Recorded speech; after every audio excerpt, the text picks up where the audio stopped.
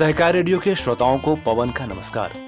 साथियों, व्यंग श्रृंखला खरी खरी की अगली कड़ी में सुनिए डॉक्टर द्रोण कुमार शर्मा का ताजा तरीन व्यंग, जिसका शीर्षक है सरकार जी की तपस्या में भला क्या कमी।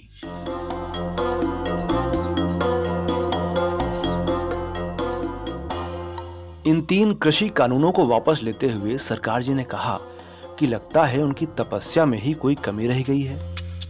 हमने अजीब सरकार जी चुने हैं। जब सरकार चलाते हैं तो सरकार चलाने में कमी रह जाती है, जब फकीर बनते हैं तो फकीरी में कमी रह जाती है, और जब तपस्या करते हैं तो तपस्या में कमी रह जाती है।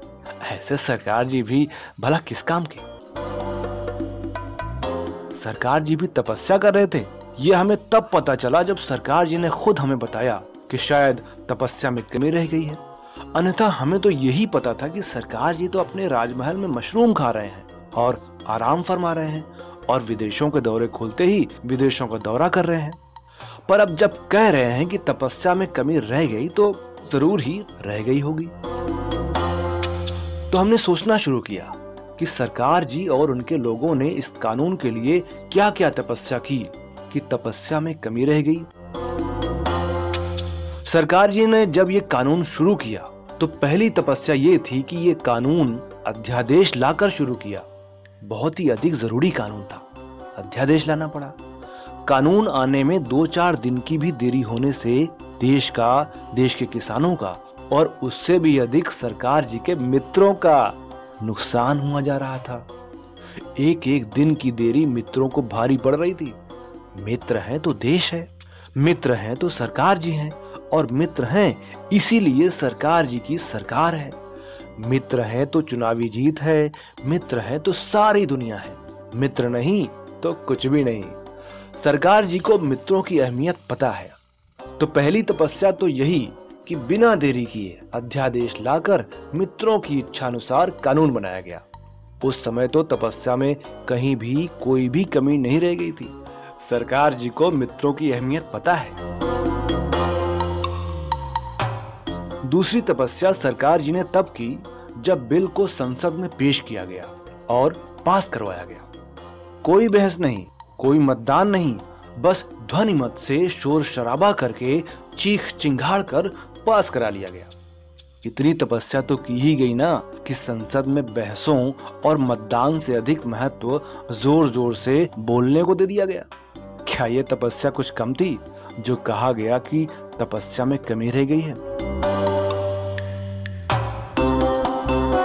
तपस्या तो सिर्फ सरकार जी ने ही नहीं, सरकार जी के वजीरों ने भी की, और भरपूर की।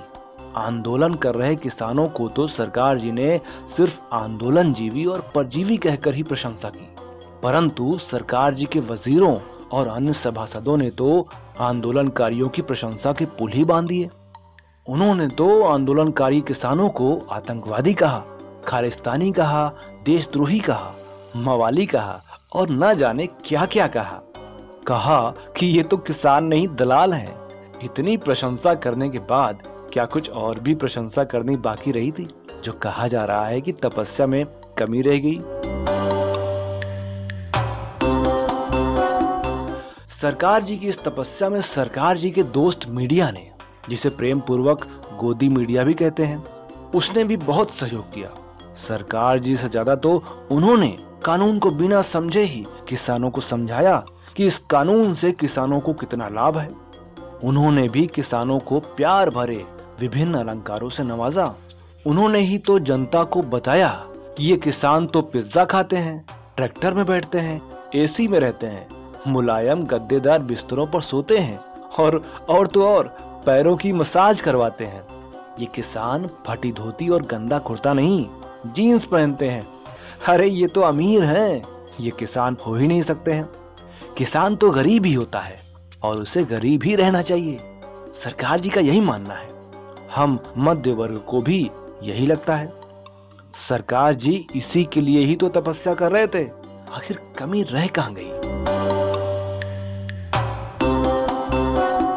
सरकार जी की तपस्या में अभिनेताओं और अभिनेत्रियों ने भी भरपूर साथ दिया।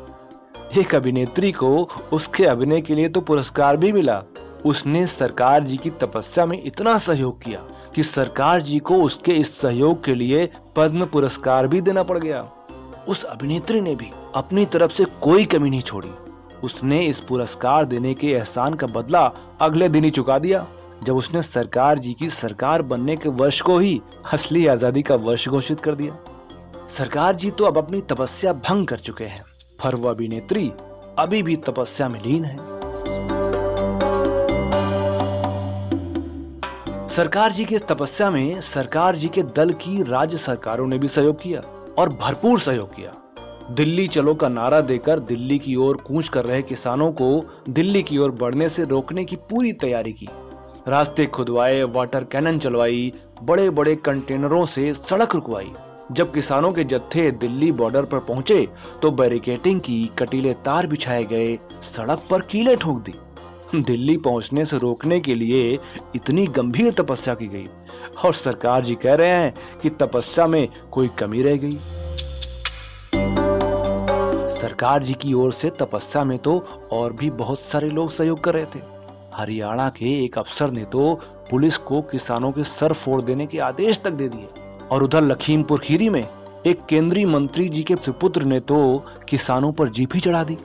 अब सबके इतना सहयोग करने के बाद सरकार जी कह रहे हैं कि तपस्या में कोई कमी रह गई है, तो अवश्य ही रह गई होगी। इतनी सारी तपस्याएं गिनाने के बाद हमने सोचा कि आखिर कमी रही क्या होगी। सरकार जी जब स्वयं कमी की बात कर रहे हैं तो कमी जरूर ही रही होगी। सरकार जी ने अपनी जिंदगी में पहली बार अपनी कोई कमी मानी है, नहीं तो वे नेहरू और गांधी की कमियां ही गिनवाते रहते हैं। अब अपनी कमी कह रहे हैं तो कमी रही ही होगी। सब कुछ कर दिया फिर भी कुछ कमी रह गई। लेकिन जब बहुत सोचा विचारा तब ध्यान में आया कि सरकार जी ने सब कुछ तो कर दिया, बस किसानों पर गोली चलवाना भूल गए। बस एक कमी गोली चलवाने की ही रह गई। उन्होंने किसानों पर गोली तो चलवाई ही नहीं। बस समझ में आ गया कि उनकी तपस्या में यही कमी रही होगी जिसकी सरकार जी ने 19 नवंबर को बात की थी।